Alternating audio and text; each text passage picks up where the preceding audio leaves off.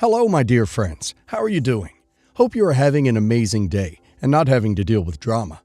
Ready for new stories I have for you today? Let's go to the first one. Buckle up, as it's a long one, and don't forget to listen to the end of the story to hear my insights. Enjoy the stories, guys, and please like and subscribe. And of course, don't forget to leave a comment. Hi, everyone. I'm feeling a bit conflicted and could use some outside perspective. For some background, I, 29 female, have been planning my wedding for over a year now. It's supposed to be one of the happiest days of my life, but a family situation has left me feeling incredibly hurt and unsure if I'm overreacting. To start, my relationship with my dad, 58 male, has always been a bit complicated. My parents divorced when I was young, and for most of my childhood, it was just me and my mom. My dad was around, but he was never very present. I always felt like I had to fight for his attention, and when he remarried about 10 years ago to my stepmother, Carol, things got even more complicated. When Dad and Carol married, she had a daughter, Jane, 34 female, who was already in her 20s. Jane had a bit of a rocky past with relationships and had been through a lot with her own father, who was never really in her life. Naturally, she gravitated towards my dad, and he quickly took on a very fatherly role for her. I tried to be understanding, thinking it was good that Jane had a father figure in her life. But over time, it became increasingly clear that Jane wasn't just another addition to the family. She was becoming the priority.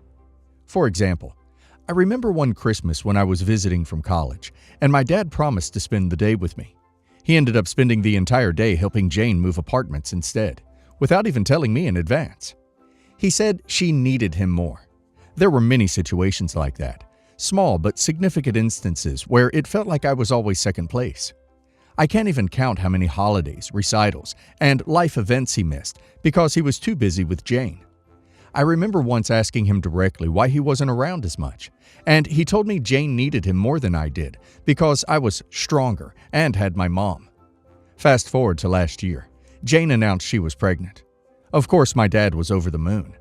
Jane has had a tough time with relationships, and her getting pregnant was a big deal. Even though her partner isn't very reliable, my dad immediately stepped in, offering to support her however he could. I understood. This was a big moment in her life, and she needed support. However, as my wedding date got closer, I started to worry. Jane's due date was on my wedding day. I know babies rarely come on their due date, but birth can be very unpredictable. I brought this up with my dad several times, asking if he would still be able to walk me down the aisle. Every time, he assured me he would be there, saying things like, "Don't worry, sweetheart. I wouldn't miss your big day for the world."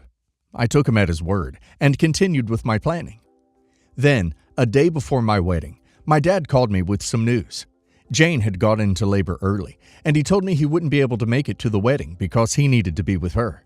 He said he was sorry, but Jane was scared, and he felt like he needed to support her. I was devastated. I tried to be understanding. I knew childbirth was a big deal and that Jane needed support. But at the time, I couldn't help but feel incredibly hurt. I felt like once again I was being pushed to the side for Jane. I tried to keep it together and told him that I understood, even though I was crying as I said it. After we hung up, I called my fiancé and just broke down. I had been so looking forward to having my dad walk me down the aisle, a moment I had imagined since I was a little girl. Now it felt like that dream was slipping away. My stepfather, who had been married to my mom for 15 years and has always been there for me, stepped in and offered to walk me down the aisle instead. I was touched by his offer and decided to accept. The day before the wedding, things took another turn. My dad called me again, this time with a different tone. Jane had given birth a day earlier than expected, and now he could make it to the wedding after all. He said he was ready to walk me down the aisle like we had originally planned. By this point, I was already an emotional wreck. I felt like I had been on a roller coaster of emotions, and his sudden change of plans only added to the confusion. I told him that I had already made other arrangements, and that my stepfather would be walking me down the aisle instead. My dad did not take this well. He started raising his voice, accusing me of being ungrateful and punishing him for something that wasn't his fault. He kept repeating that he had to be there for Jane, that she needed him, and that I was being unreasonable for not letting him make it up to me. He even said something along the lines of, "I'm your father. This is what we talked about for years. You're throwing that away over one misunderstanding." I was shocked. Misunderstanding? It wasn't a misunderstanding. He made a choice. I told him that I wasn't his backup plan, and he couldn't just swap me in when things were more convenient for him. I said that he had made his decision to prioritize Jane over me, and now he had to live with the consequences. He hung up on me, and I haven't heard from him since, except through other family members. Now my family is divided. Some are saying I'm being too harsh, that I should have let him walk me down the aisle because he was just trying to be a good dad to both of us. Others are saying he deserved to be told off because he has always prioritized Jane over me, and this was just the final straw. Even Jane texted me, saying she was sorry that things had turned out this way, but also implying that I was overreacting and that babies don't come on schedules. I'm feeling torn because, on one hand, I understand that childbirth is unpredictable and that Jane probably did need support. But on the other hand, I feel like my dad once again showed me where his priorities lie, and it wasn't with me. It wasn't just about the wedding day. It was about years of feeling like I was always second place, that my needs and wants were always secondary to Jane's. I've been reflecting on so many moments from the past decade, realizing how many times I let things slide because I didn't want to seem like the jealous daughter. Like the time when he missed my college graduation because Jane was going through a breakup, or when he skipped my engagement party because Jane wanted to go on a spontaneous weekend trip and he wanted to be there to support her. Every time, I swallowed my feelings and told myself it was okay, that he was just being a good stepfather. But now, looking back, I wonder if I was just making excuses for him, hoping he'd see me and my needs one day. So, Reddit.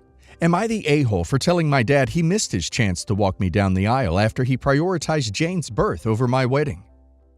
It sounds like OP's dad has a pattern of putting Jane first, and this was just another instance of that. OP is not being unreasonable for wanting to feel like a priority on her wedding day. It's not about the birth or OP's wedding happening at the same time. It's about the years of feeling sidelined for Jane's sake.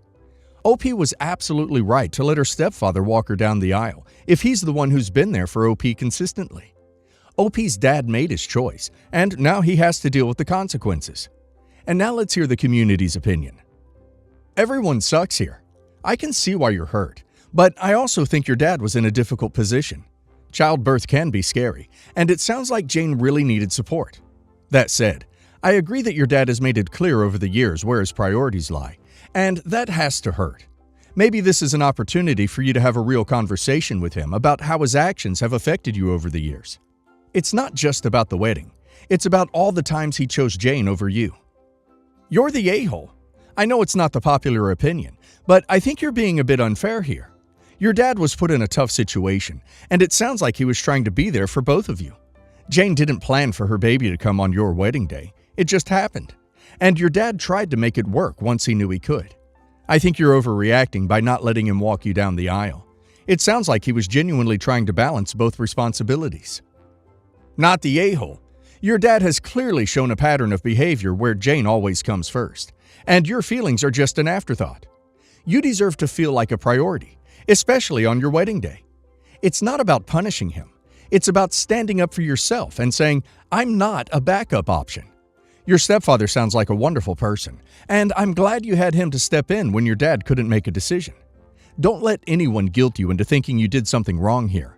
You deserve to have people around you who put you first. I, 35 female, have been married to 33 male, Chris, for a little over a year. I have a daughter, 14 female, that we'll call Emma. He has a daughter, 12 female, that we'll call Carly. Emma's father was an alcoholic who died when she was 11. We were not together for the last few months of his life, and Emma did not see him. She has some fairly serious grief because of this. Chris and Carly were already part of her life at this point, but we were just casually dating. Unfortunately, Chris and Emma have never had a great relationship due to the timing of him coming into her life.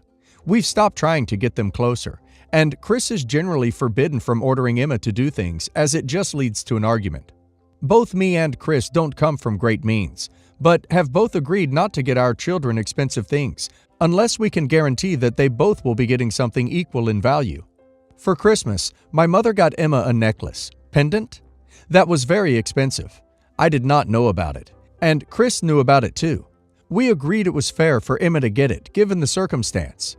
The pendant is shaped like a heart and has her father's face printed onto the metal.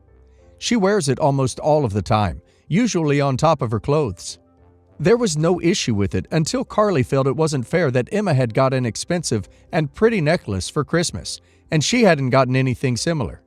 I did feel bad, but explained that this meant a lot to Emma, and it hadn't been me or her father that had bought it.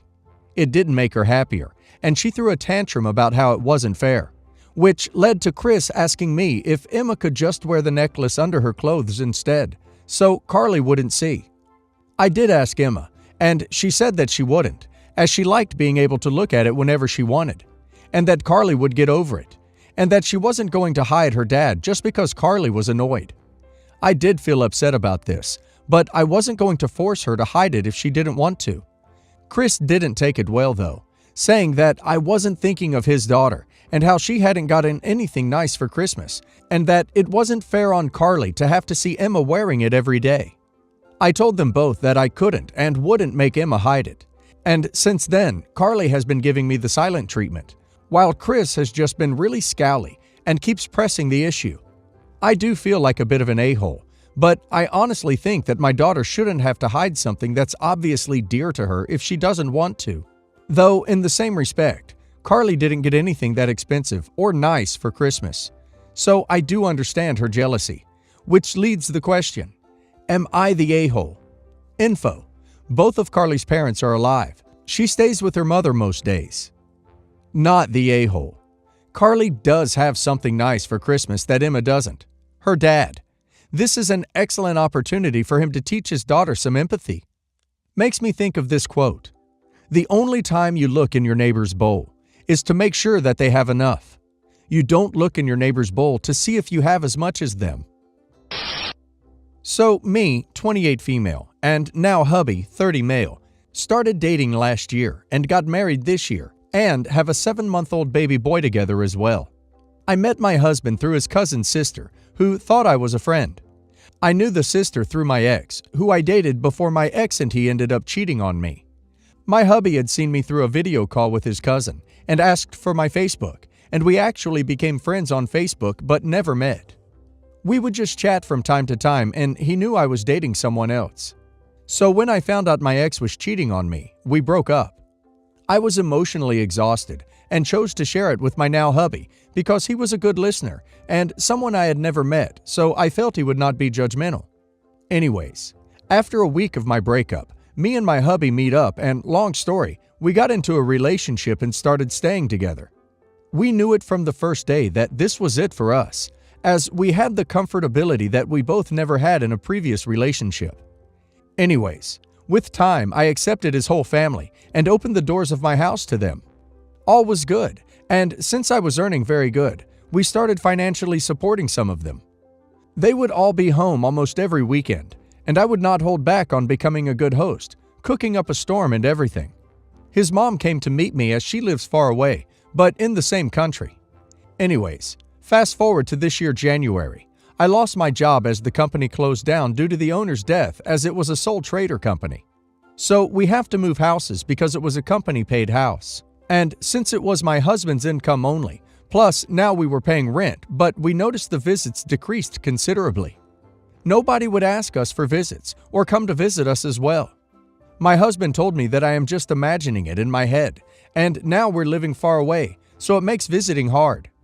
Anyways, I give birth and all was okay, and then came time to decide the name.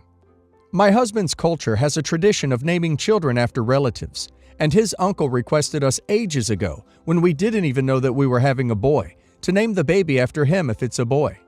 So the baby gets my hubby's uncle's first name, with our choice of second name, and mine and hubby's last names as his last two names.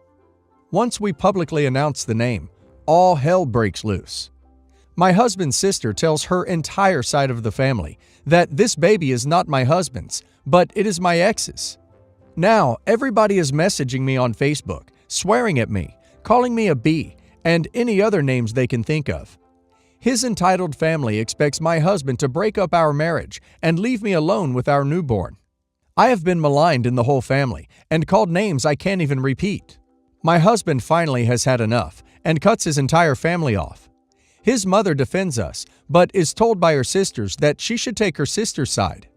My mother-in-law said the way they choose to believe their daughter, niece, the same way she is choosing to believe her son and daughter-in-law, and the baby is in fact her firstborn grandson.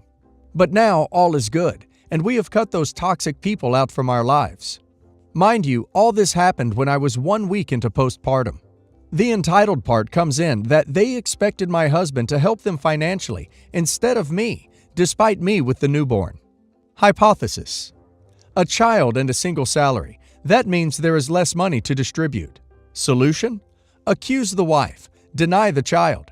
Your husband separates and there is more money for us. It seems to me that this is an entitled story. Okay, so I'm going to start this with a little background on myself. I'm a cosplayer who's been going to conventions since 2011. I love anime, cosplay, video games, and all things nerdy. I even ran anime conventions for a while. That's how much I enjoy them. As anyone in the anime con scene will tell you, some of the best con experiences involve traveling to other places for conventions.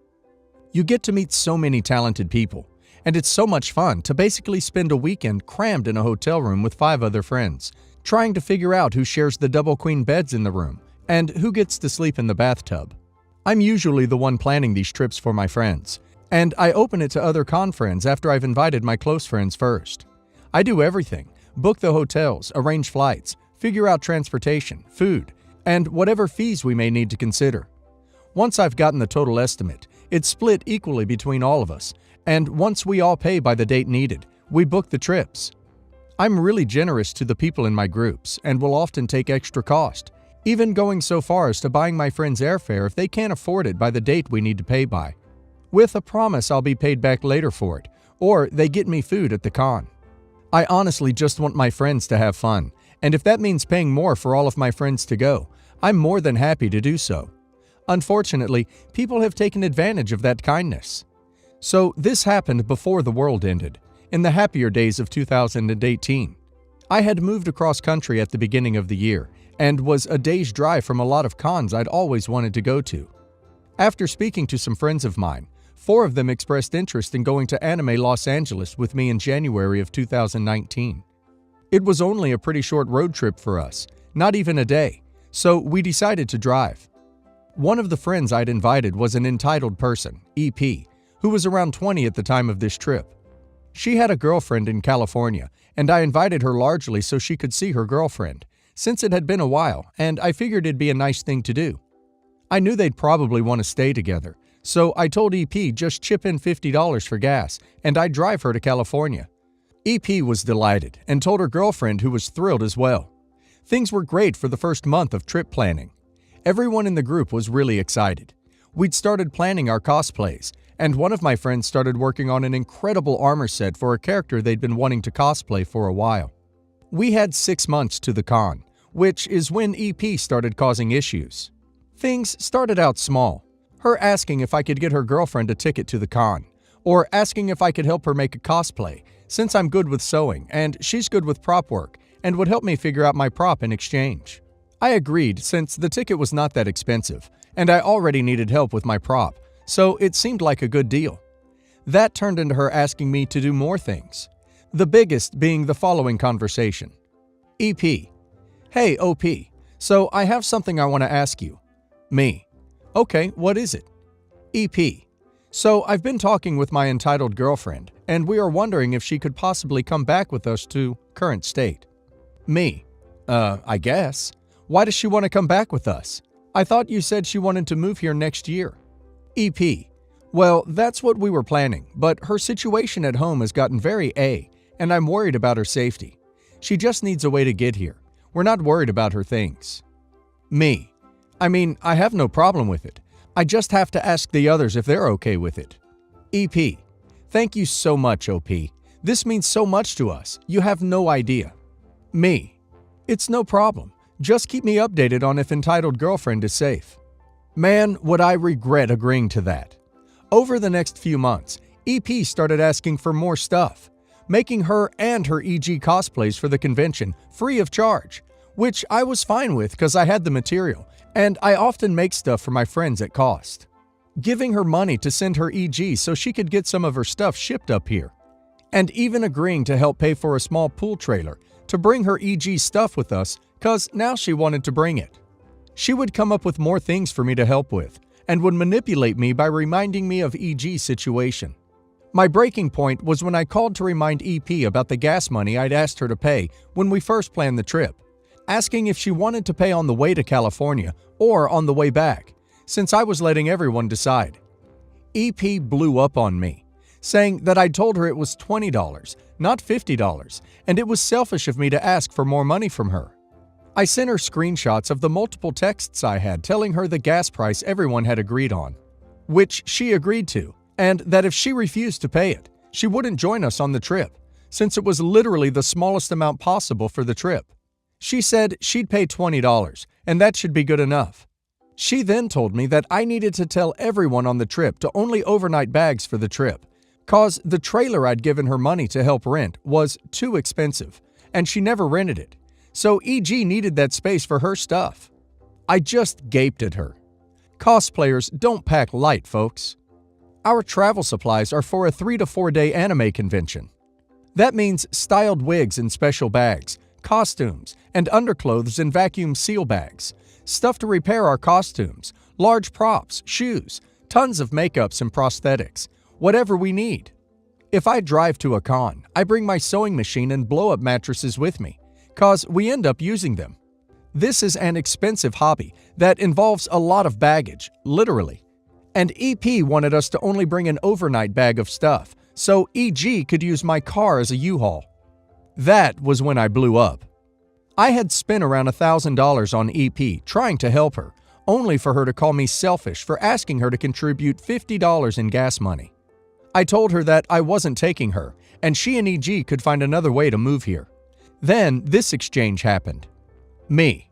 I'm not going to tell the others on our trip they could only bring an overnight bag of stuff for the con. That's insane. My cosplay stuff alone would be 2 large suitcases. Our friend's armor that they'd been working on for half a year would need a seat of its own. I'm not screwing them over so EG can use me as a moving service. What about the money I gave you to help with EG's move? EP. Why can't you do this one thing for me? It's to help someone in need, and everyone else would probably be happy to help us. It's selfish of you to refuse to help me. Me. What? EP.